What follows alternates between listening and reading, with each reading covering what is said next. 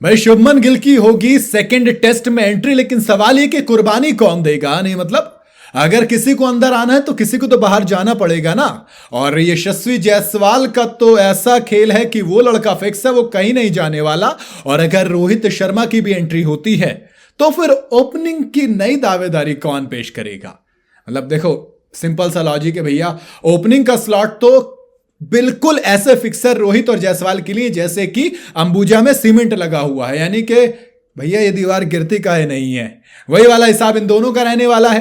तो भैया ओपनिंग में केएल राहुल का पत्ता कटेगा, लेकिन क्या वो टीम से बाहर जाएंगे? मुझे तो नहीं लगता टीम से बाहर नहीं जाएंगे, क्योंकि दो और लड़के हैं जिनको कुर्बानी देनी पड़ेगी। दो नए लड़के, एक को ऑस्ट्रेलिया में रोका गया था लेकिन कुछ खास कर नहीं पाया था पहले टेस्ट के अंदर। हाँ, दूसरे वाले ने इतना बुरा नहीं किया था कि उसको, बट ठीक है ना, ड्रॉप बनता है भाई आप क्योंकि आप गिल और रोहित शर्मा इन दोनों की एंट्री करवाओगे तो सीधी सी बात है जो ओपनिंग जोड़ी आएगी वो यशस्वी जायसवाल की आएगी, रोहित शर्मा की आएगी। नंबर 3 पर रोहित शर्मा के बाद अगला यानी कि Shubman Gill, without a doubt, second thought भी नहीं है। शुभमन गिल नंबर 3 पर फिक्स है। नंबर 4 पर विराट द किंग कोहली आएंगे।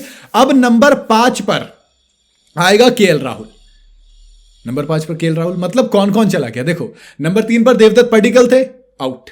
नंबर 5 पर ध्रुव जुरेल थे, आउट, क्योंकि Dhruv Jurel as a pure batter खेले थे, ना कि एज अ विकेट कीपर। वो बैकअप विकेट कीपर के तौर पर है। इसका मतलब कि उनकी एंट्री यहां पर नहीं बनेगी, यहां पर एग्जिट हो जाएगा। प्योर बैटर के तौर पर आप शुभमन गिल को ज्यादा प्रेफरेंस देंगे। अगर लोअर ऑर्डर की बात करेंगे तो वहां पर ध्रुव जुरेल, और अगर केएल राहुल में से एक सिलेक्ट करना पड़े तो आप डेफिनेटली केएल राहुल के पास जाएंगे, ना कि ध्रुव जुरेल के। तो आपके टॉप 5 में जायसवाल रोहित हो गए, नंबर 3 पर गिल हो गया, 4 पर कोहली हो गए, 5 पे राहुल हो गए। छठे नंबर पर ऑटोमेटिक चॉइस आपकी ऋषभ पंत आ जाते हैं। देन एक ऑलराउंडर के तौर पर आप देखेंगे एडिलेड में कौन चाहिए आपको, क्योंकि दोस्त एडिलेड में है ना दूसरा टेस्ट, तो वहां पर आपको नीतीश कुमार रेड्डी आएंगे, एक पेस ऑलराउंडर जिसने विकेट भी चटकाया था और रन भी बनाए थे ताबड़तोड़। ऊपर से डेब्यू पर हाईएस्ट स्कोर रहा था पहली इनिंग के अंदर जब इंडिया 150 पर आउट हुई थी, तो इनकी जगह फिक्स है। उसके बाद एक और ऑलराउंडर, क्योंकि जड्डू और अगर उनकी बात करेंगे अश्विन की, तो ये दोनों नहीं है। अगेन स्पेस के पास आप जाएंगे तो फिर एक, लेकिन आपको स्पिन ऑप्शन चाहिए तो फिर आप एक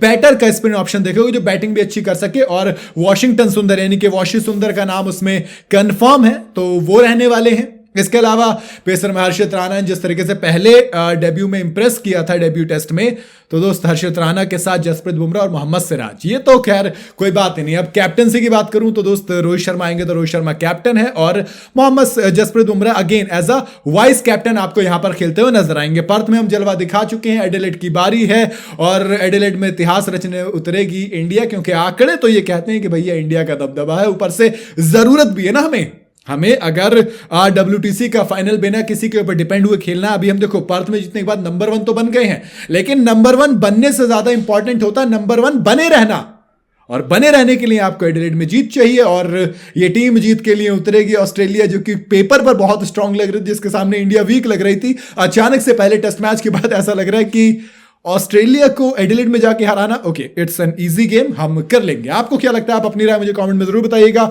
आपके हिसाब से क्या रोहित और गिल के लिए ध्रुव जुरेल और देवदत्त पडिक्कल को रिप्लेस करना बिल्कुल सही ऑप्शन है? आप अपनी राय मुझे कमेंट में जरूर बताइएगा। वीडियो अगर आपको पसंद आई हो तो इसे लाइक और शेयर जरूर करें। जाते जाते चैनल को फॉलो और सब्सक्राइब जरूर करते जाइएगा।